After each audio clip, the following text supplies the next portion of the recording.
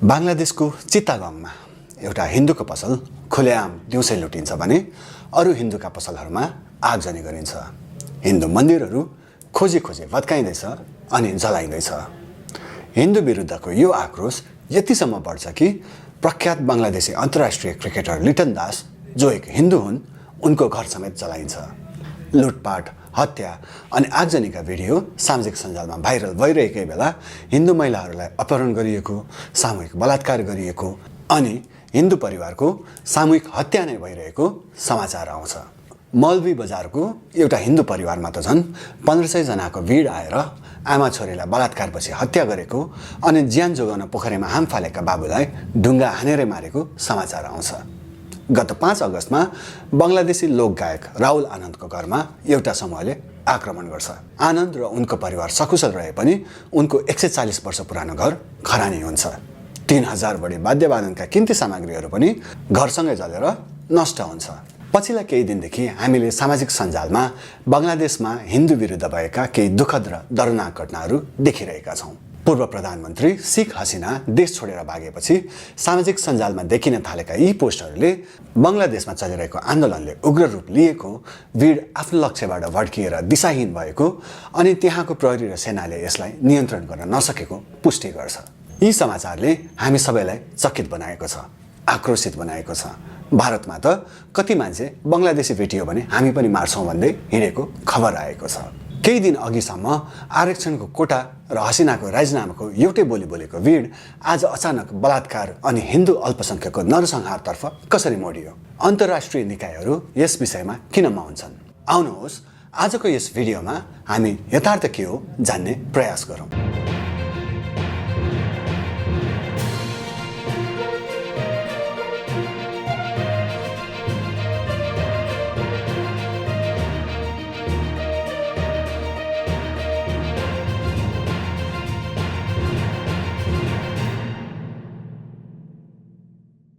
गत 5 अगस्तमा बङ्गलादेशकी प्रधानमन्त्री शेख हसिना राजीनामा दिएर देश छोडेर भागिन्।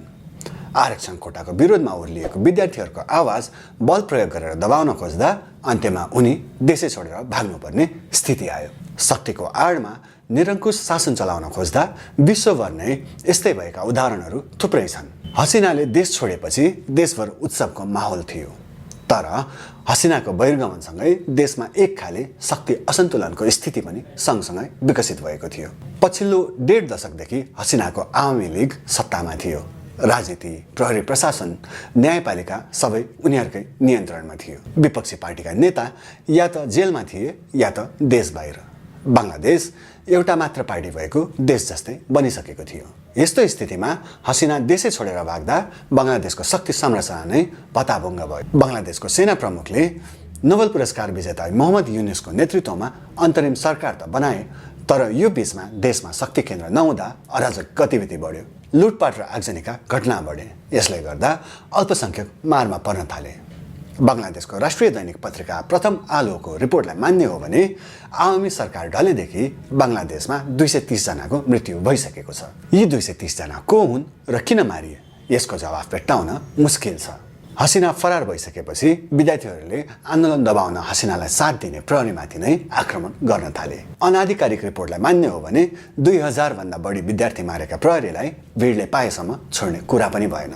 यो घटनामा 6 जना प्रहरी मारिए। त्यसै गरी विद्यार्थीले राजनीतिक नेता र आवामी लीगका अन्य सदस्यहरूलाई निशाना बनाए। सतखेरामा प्रतापनगर युनियन परिषदको अध्यक्ष जाकिर हुसेनको घरमा भिडले आक्रमण गर्दा हुसेनले गोली नै चलाए। भिडमा भएका 2 जनालाई हुसेनले मारे पनि, तर अन्त्यमा भिडले उनलाई मारेरै छोड्यो। यस्ता धेरै उदाहरण छन् जहाँ हसिनाको आवामी लीग पार्टी र उनका समर्थकहरू भिडको निशानामा परेका छन्। यस्ता घटना पछिल्ला दिनहरूमा कति भए यकिन गर्न गाह्रो छ। मूलतः सामाजिक सञ्जालमा थुप्रै भ्रामक खबरहरू फैलिरहेकोले यति ठुलो घटनाको वास्तविक तथ्याङ्क यति छुट्टै पाउन मुस्किल छ। यस्तो स्थितिमा बङ्गलादेशको प्रहरी र सेना किन अगाडि बढेर स्थिति नियन्त्रणमा लिन सकेन त? वास्तवमा बङ्गलादेशमा सेना र प्रहरी दुवैको सङ्ख्या करिब 2 लाखको हाराहारीमा छ। अब तपाईँ आफै सोच्नुहोस्, 17 करोड जनतालाई 4 लाख सुरक्षाकर्मीले देशको हर कुना कन्दरामा पुगेर नियन्त्रण गर्न सक्छन् त? त्यहाँ माथि त्यस्तो भिडलाई जुन प्रहरी देख्ने बित्तिकै आक्रमण गर्ने मनस्थितिमा छ। त्यसैले पनि यो हिंसा रोक्न सकिएको छैन।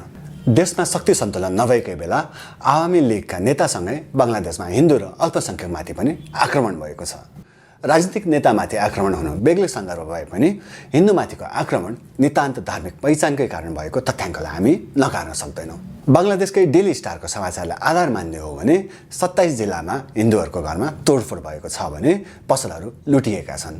धेरै ठाउँमा हिन्दूहरूको घर जलाएका छन् भने मन्दिरहरू तोडफोड गरिएका छन्। अल्पसङ्ख्यकहरूको धार्मिक सङ्गठन ऐक्य परिषदका सहसचिव महेन्द्र कुमार नाथका अनुसार बङ्गलादेशमा अहिले त्यस्ता कुनै पनि जिल्ला या क्षेत्र छैनन् जहाँ साम्प्रदायिक हिंसा नभएको होस्। घर अनि पसल तोडफोड र लुटपाटका खबर लगातार आइरहेकै छन्। दिनाजपुरमा 6 अगस्तमा एकै दिन 40 वटा पसलहरू तोडफोड र लुटपाट भए।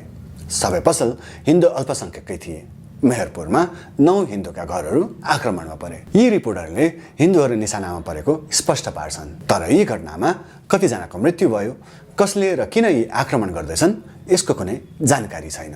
यी हिंसा भड्काउनमा एकातिर बङ्गलादेशी नेसनलिस्ट पार्टी र जमात इस्लामिक कङ्ग्रेस जस्ता कट्टर इस्लामिक पार्टीको स्वार्थ हुन सक्छ भन्दै यी पार्टीमाथि शङ्का गरिएको छ भने अर्कोतिर आवामी लीगले नै हसिनाको शाखा जोगाउन हसिनाले नै हिन्दू अल्पसङ्ख्यकलाई संरक्षण गरिरहेकी थिइन् अनि हसिना सत्तामा रहेनन् भने हिन्दू अल्पसङ्ख्यकको सुरक्षाको ग्यारेन्टी हुन्न है भनेर प्रोपोगन्डा रचिँदै पो छ कि भनेर अड्कल लगाउने पनि छन्। आगामी निर्वाचनमा हसिना स्वदेश फर्किएर पुनः निर्वाचनमा सहभागी हुने चर्चा पनि बाहिर आएकोले यो पाटोलाई पनि नकार्न सकिने अवस्था छैन। 5 अगस्तमा आक्रमणकारीहरूले सरिदपुर स्थित मान्साबारी मन्दिर जलाए अनि मन्दिरका समितिका सदस्यहरूको घरमा समेत आक्रमण गर्न अघि बढ्दा सेनाले रोक्यो। सेना शक्तिशाली भए पनि यति ठुलो स्केलमा भएको आक्रमण पूर्ण रूपमा मत्तर गर्न सक्ने क्षमता सेनामा पनि छैन। त्यसले गर्दा अल्पसङ्ख्यक हिन्दूहरू त्रासमा बाँच्नु परेको छ। हिन्दू अल्पसङ्ख्यक मात्र होइन, सारा बङ्गलादेशी त्रासमा बाँच्नु परेको छ। देशमा कानुन नभए जस्तो गरी जताततै चोरी अनि डकैतीका घटना घटिरहेका छन्। जनता रातमा ढुक्कसँग सुत्न सक्ने अवस्था छैन। यद्यपि हिन्दू र अरू अल्पसङ्ख्यकमा त्रास अरूमा भन्दा बढी पक्कै छ। बङ्गलादेशको लागि यो एक शर्मनाक स्थिति हो। यहाँनिर एउटा ध्यान दिनुपर्ने कुरा के चाहिँ छ भने धर्मको नाममा यो स्थितिको फाइदा उठाउन खोज्नेहरू यो अवस्थालाई अझ बिगार्न खोज्दैछन्। सामाजिक सञ्जालमा भ्रामक भिडियोहरू सेयर गर्दैछन्। उदाहरणको लागि चित्तागङमा तोडफोड र लुटपाट भएको पसल हिन्दूको नभए सलमान फजुर रहमानको हो। रहमान हसिनाका निकटतम सहयोगी मानिन्छन्। त्यसै गरी 19 जुलाईमा भएको आगलागीको यो घटनालाई पनि अहिले हिन्दू मुस्लिम द्वन्द्वसँग जोडेर सेयर गरिँदैछ। हिन्दूहरूको भावनासँग खेल्न एउटा कफी सपलाई मन्दिर जस्तो देखिने बनाएर जलाइएको पनि छ। हिन्दू धर्म मान्ने अन्तर्राष्ट्रिय क्रिकेटर लिटन दासको भनेर देखाइएको घर पनि बङ्गलादेशका पूर्व कप्तान मसरफ मुर्तजाको हो। 2 पटक सांसद बनिसकेका मुर्तजा पनि हसिनाका निकट मानिन्छन् र जनताले उनीमाथि हसिनाको रिस पोखेका हुन्। हिन्दू महिला अपहरण गरिएको भनेको यो भिडियो बङ्गलादेशको होइन, यो भिडियो भारतको हो, जहाँ एक लागु औषध दुर्व्यसनीमा फँसेका श्रीमानले आफ्नो श्रीमतीलाई अपहरणको शैलीमा उठाएर लगेका छन्। यी श्रीमान श्रीमती घटनाको 6 महिना अघिदेखि अलग्गै बसोबास गर्दै आएका थिए र यो घटना 6 महिना पहिलेको हो। सामाजिक सञ्जालमा सेयर भइरहेको बङ्गलादेशको भनिएको हिन्दू महिलाको सामूहिक बलात्कारको भिडियो पनि भारतको बेङ्गलुरुको हो र यो घटना 2021 को हो। सिङ्गो हिन्दू परिवारको हत्या भएको भनेको यो घटनामा पनि पीडित परिवार मुस्लिम समुदायको हो। मौलवी बजारमा भएको घटनामा पनि कुनै हिन्दू परिवारमाथि आक्रमण गरिएको होइन। कुनै महिला बलात्कृत भएकी पनि छैनन्। आफ्नो ज्यान बचाउन पोखरीमा हाम फालेका यी व्यक्ति पनि हिन्दू होइनन्, मुस्लिम हुन्। उनी उक्त नगरका नगर प्रमुख हुन् अनि आवामी लीगका महासचिव पनि। आवामी लीगका सदस्य भएकैले भिडले उनलाई आक्रमण गरेको हो। यी महिला जसको मुखमा टेप लगाइएको छ अनि हात बाँधिएको छ, विभिन्न मिडियाका अनुसार यी महिलालाई मार्न लागि हो। यसलाई अहिलेको अवस्था अनुसार हिन्दू मुस्लिम कोड पनि दिइएको थियो, तर वास्तवमा यो घटना पनि पुरानो हो र यी महिला आफ्नो क्याम्पसमा केही कुराको विरोध गर्दै थिइन्। यस्ता धेरै सामग्री सामाजिक सञ्जालमा आजकल यत्रतत्र पाइन्छ, जसलाई अहिले बङ्गलादेशमा जारी हिंसासँग जोडेर हिन्दू मुस्लिम कोड दिएर हाम्रो भावनासँग खेलिँदैछ। बङ्गलादेशमा हिन्दूहरू पीडामा छन् भन्ने भाष्य सृजना गरिँदैछ।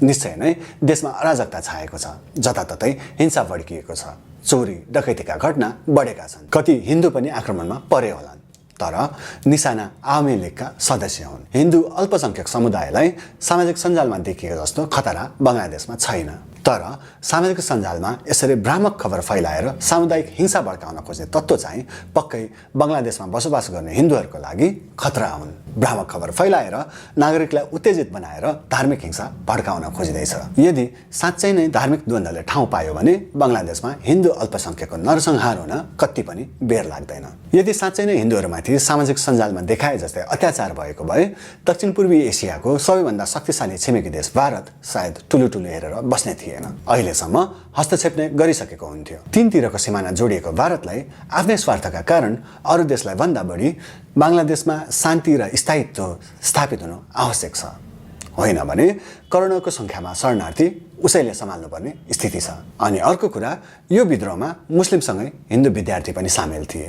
सुदृढ व्यवस्थाको लागि उनीहरूले पनि प्राणको आहुति दिएकै हुन्। अनि यो विद्रोहसँग हिन्दू मुस्लिम मुद्दाको कुनै सम्बन्ध नै छैन। यो त विशुद्ध प्रगतिशील र समावेशी लोकतन्त्रको पक्षमा भएको विद्रोह थियो। रोजगारीमा सबैका लागि समान अवसर यसको मूल मुद्दा थियो। हिन्दू अल्पसङ्ख्यकमाथि आक्रमण बढेसँगै आन्दोलनमा सहभागी कति विद्यार्थी सानो सानो समूहमा बाँडिएर हिन्दू विद्यार्थीहरूको संरक्षणमा खटिएका पनि छन्।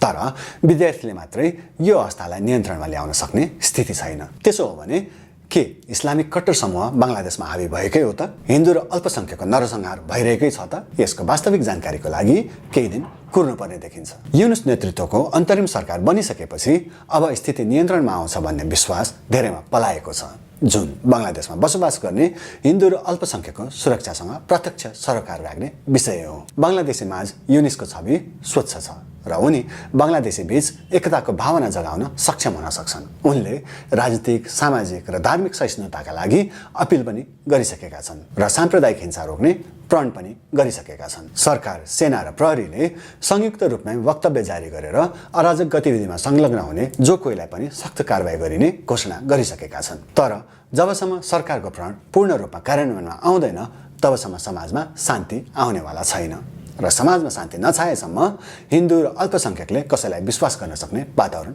बन्न सक्दैन। विद्यार्थीमाथि दमन गर्ने प्रहरीलाई कारबाही हुनुपर्छ भन्ने विद्यार्थीको मागसँगै यी हिंसामा संलग्नलाई पनि कारबाही गरिनुपर्छ। धार्मिक अल्पसङ्ख्यकको दमन गर्ने छुट कसैलाई पनि हुनु हुँदैन। त्यसै गरी सामाजिक सञ्जालमा भ्रामक खबर फैलाएर नागरिकलाई उत्तेजित बनाएर हिंसा भड्काउन खोज्ने तत्त्वलाई पनि कारबाही गरिनुपर्छ।